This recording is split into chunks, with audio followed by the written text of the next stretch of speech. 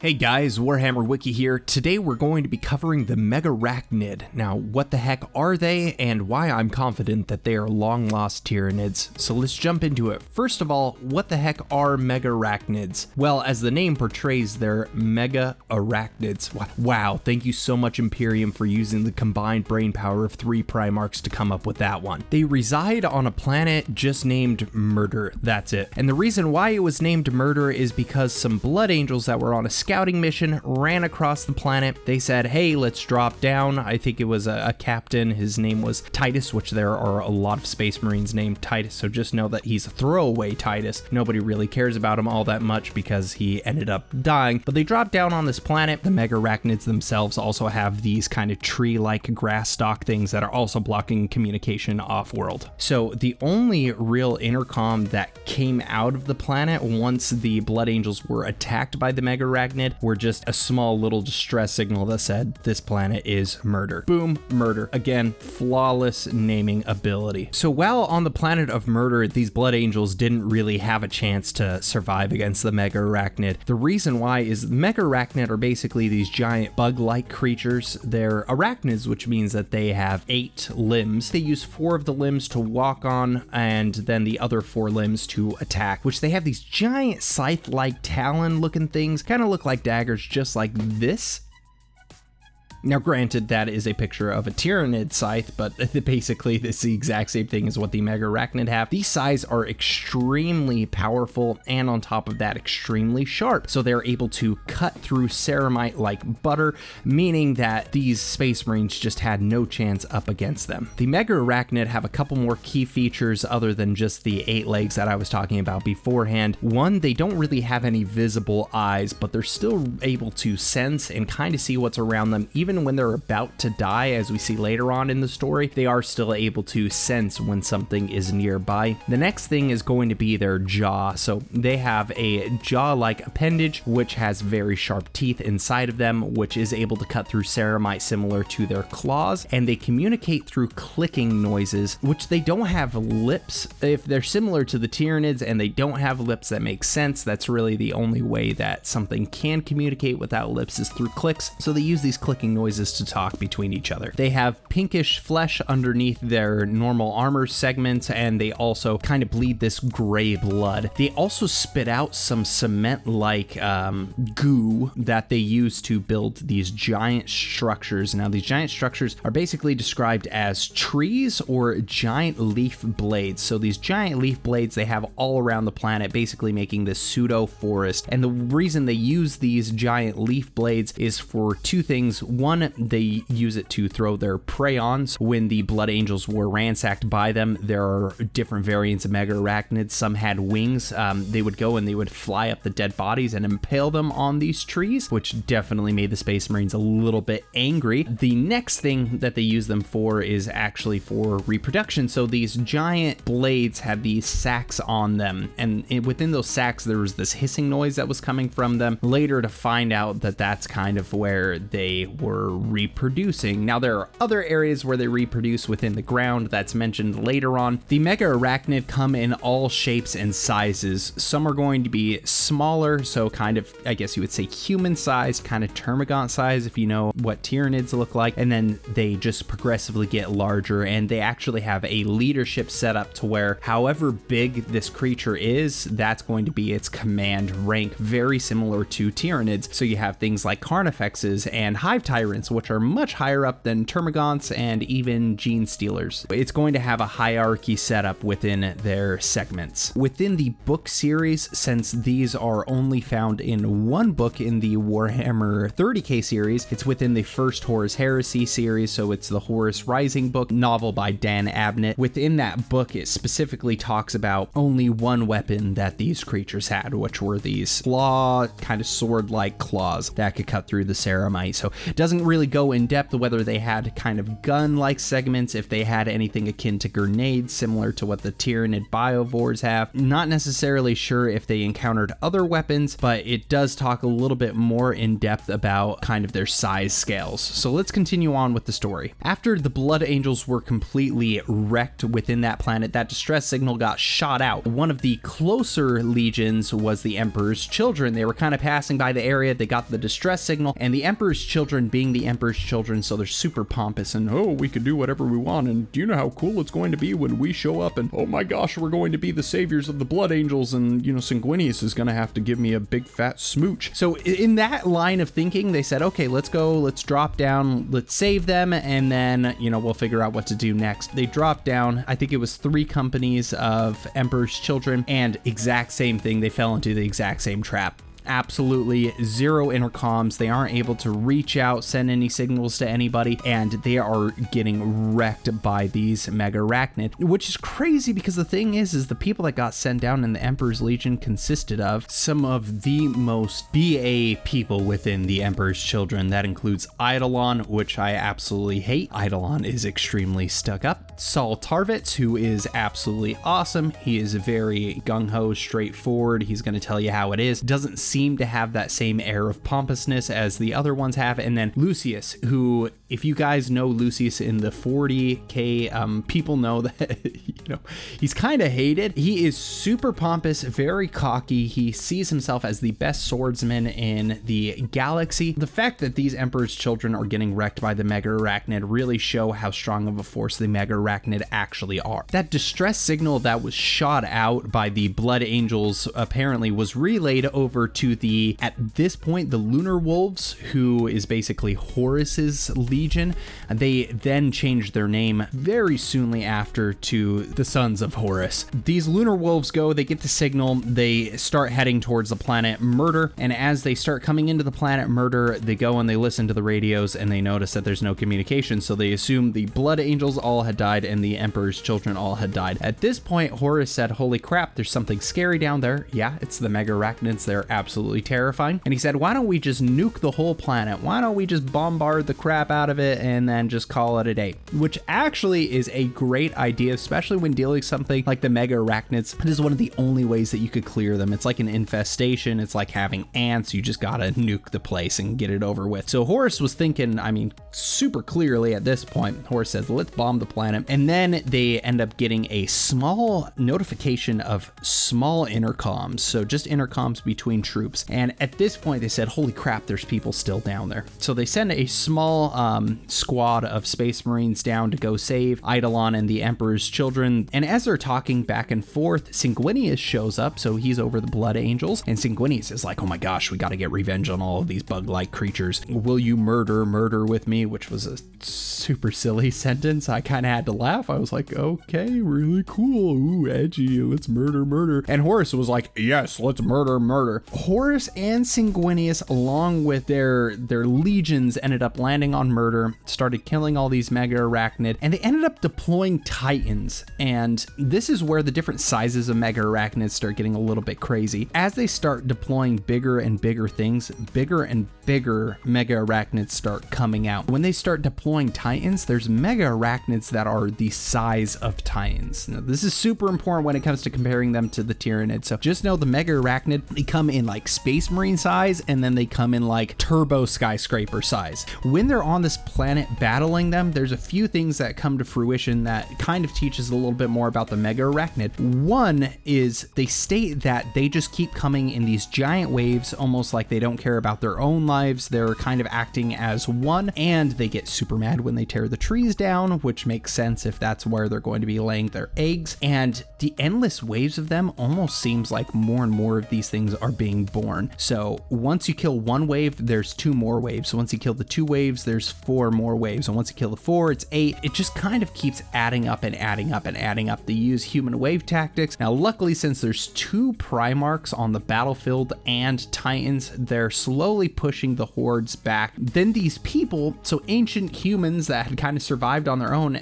called the Interex, ended up coming in and saying, whoa, dude, you're killing basically what's considered a sanctuary world. Similar to how how we have like protected rainforests and stuff here on Earth, and we say, well, we don't really want to mess with the wildlife that lives there since, you know, they're just kind of doing their own thing, and, you know, we enjoy watching them. The Interex were just like, dude, we had warning signals set up. We basically were doing our best to tell you, don't go on the planet, don't kill all these things. Some people assumed that the Mega-Arachnid were completely wiped out during that battle, and some people assumed that they stopped and started talking with the Interex a little bit more and ended up going to the Interex homeworld. But when they're, you know, sitting there talking with the Interex, they specifically didn't end up killing all of the Mega-Arachnid. They ended up leaving them alone. So that's still up in the air, and we aren't sure if we're ever going to see the Mega-Arachnid again, which is sad because I think that they are a pretty cool species. Just know, let's assume that they're completely terminated at this point, or they weren't able to regrow since there was a battle between the humans and the Interex and the,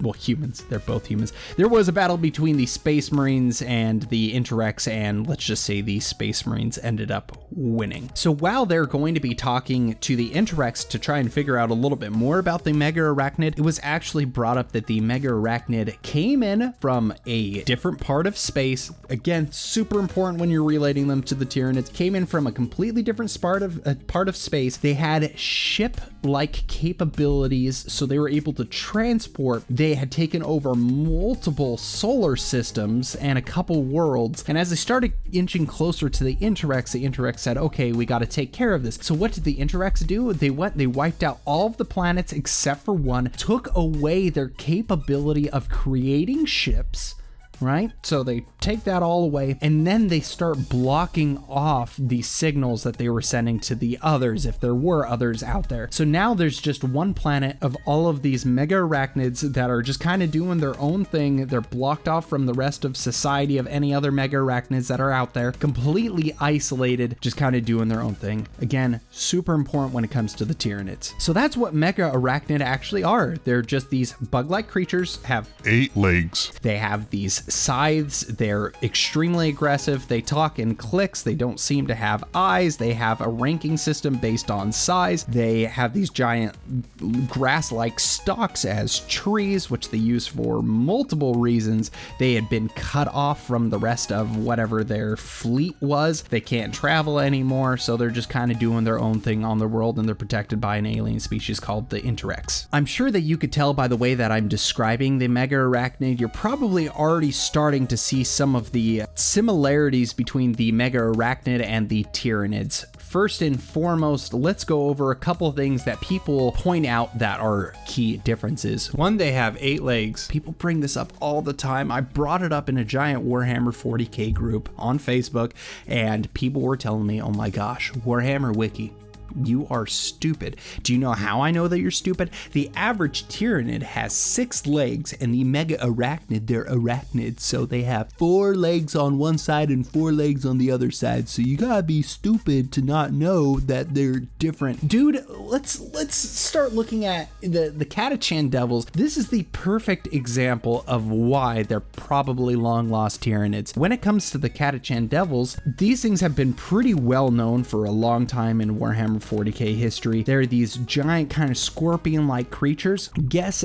how many legs that they have. And these things are Tyranids. The Adeptus Mechanicus are like, yeah, they're long lost relatives of the Tyranids. We kind of know that based on the way that they are, the way that they act. They've been cut off from the hive mind, so we'll get into that soon. But when it comes to their legs, they have 30 sets of legs. And oh my gosh, are you telling me that when a Tyranid is separated from the hive mind and they're just constantly reproducing, they could change the amount of limbs that they may have? Yes, that is exactly what I'm telling you, and that's what happened to the Mega-Arachnid. Let's take a look at this Tyranid bio tie-in. Okay, just take a look at this picture really quick. Count the amount of limbs. Okay, 1 in the front, here, well, 2 in the front, 2 in the back, and then it's got this little gun-looking thing. And notice that there's a split when it comes to the gun. It's almost like it has 8 limbs instead of just the normal 6 that Tyranid have. Do you know how easy it would be be for something biologically to be like, wow, instead of just having these two weird limbs that go into a gun, we should split them apart and make them actually two full-fledged limbs. So a lot of these Tyranids have these guns that almost already have two more limbs that are coming out, and that equals 8. Oh my goodness, it's almost like they're like the Mega-Arachnid. Another thing that I absolutely love about the Catachan Devils is going to be the fact that they were cut off from the hive mind, right? So they're acting crazy, very similar to these Mega-Arachnids, and they developed differently. They're extremely feral. They attack on sight, which makes the Catachan Devils terrifying. This is so similar to the Mega-Arachnids. Another sassy thing that some of these Warhammer fans brought up too is going to be their communication style. They say, oh my gosh, Warhammer Wiki, the thing is don't they use the hive mind to communicate? So they don't really make many noises. In fact, they're kind of stealthy. So why do they communicate through clicks? Dude, I mean, it gets brought up in the book that they've been cut off from whatever other species the Mega-Arachnids had out and about, so the hive mind doesn't necessarily exist. When you start killing some of the higher ups of the Tyranids, they stop communicating and they start acting crazy and they start making weird noises. When it comes to the Mega-Arachnids, for them specifically, just like the Tyranids, like I said, if they don't have lips, the only way that they communicate is through clicks. So if they've lost all connection to the hive mind, the only way that they can communicate and continue to thrive is going to be through clicks. Wow, oh my gosh, my mind is blown right now. Now, there are different Tyranids for different jobs. So some Tyranids are infiltration Tyranids like the Lictors and the Gene Stealers. Some Tyranids are the Grunt Tyranids, just like we have with the Termagants. And then you got the higher ups, the Hive Tyrants, the Carnifexes, all of that jazz. And then you have Tyranid Biotitans, which are absolutely ginormous. When it comes to all these different things for different jobs, some Tyranids, I'm 100% sure, are there to make hives and to make those weird blade-like tree things that the Tyranids have. To make hives, digging and then cementing and making all of these things, it seems as though with the Mega-Arachnids, they all developed the ability of making this concrete to make hives. And maybe this was just a general evolution. We know Tyranids are super good at evolution to fit whatever they need for a specific planet. Looks as though the Mega-Arachnids said, oh my gosh, maybe we should just start all being able to spit cement and create these hives. So that's one of the reasons I think that they got that kind of nasty spider-like butt on the end there. So let me zoom in. Oh, yep, that nasty butt looking thing. Yeah, I'm pretty sure it's just an evolutionary trait, not necessarily saying they're a completely different species than the Tyranids. They just evolved to do that. Now let's get into a super easy one to make a connection between the Tyranids and the Mega-Arachnid, and that's going to be their weapon type. These claws. Look at some pictures of Mega-Arachnids here. I'm going to throw one up on the screen really quick. Take a look at it. Do you see those claws? Man, they're real nice claws. Enough to where Lucius of the Emperor's Children, when he was fighting, he said, I'm going to take one of these claws and I'm going to tie it to a stick and I'm going to use it as a sword because it could cut through Ceramite, so it could probably cut through them. It actually worked really well, and then Eidolon was like, what the hell? You're using Xenos tech? And freaked out, right? Just like, you would assume Eidolon would freak out because he's pompous and stupid. But whatever. These scythes are super sharp, super awesome. And guess what else has scythes that are super sharp, super awesome? Okay, I'm gonna throw up another picture. Here is a Tyranid claw, and now I'm gonna throw them up side by side. Do you see the resemblance? Like, I am just blown away how much they look similar. Yeah, again, they're the same. They're the exact same. And last but not least, let's take a look at these giant tree-like things. So they say that they're kind of like blades of grass. So there's not many photos of Mega-Arachnid's trees. So I'm just going to throw this up really quick. So this is an artist rendition of kind of what he thought that they would look like. Now I'm going to throw up what the Tyranids cover their planets in when they're taking over. Look similar? Does that kind of look like a ginormous blade of grass with a sharp tip that they could impale dead bodies on?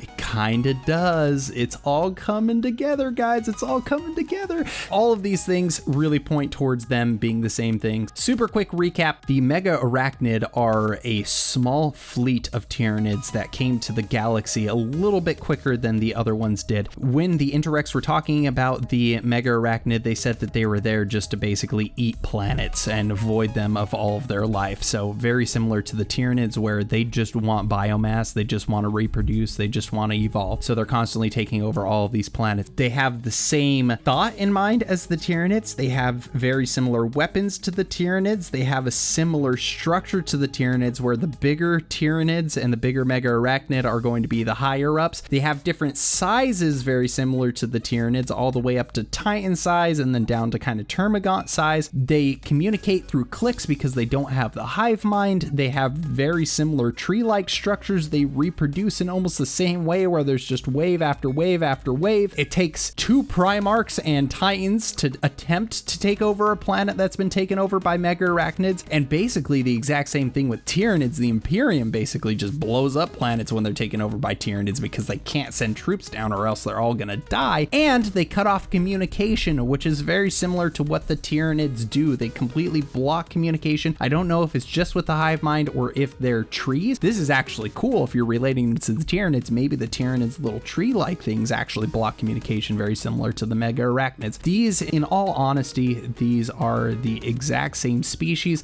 One has just been cut off for a while and they've evolved and adapted to the planet. Whoa. That was a longer video than I thought it was going to be. Thank you guys so much for listening to me rambling on about this Warhammer 40k and 30k theory that I truly believe to be correct.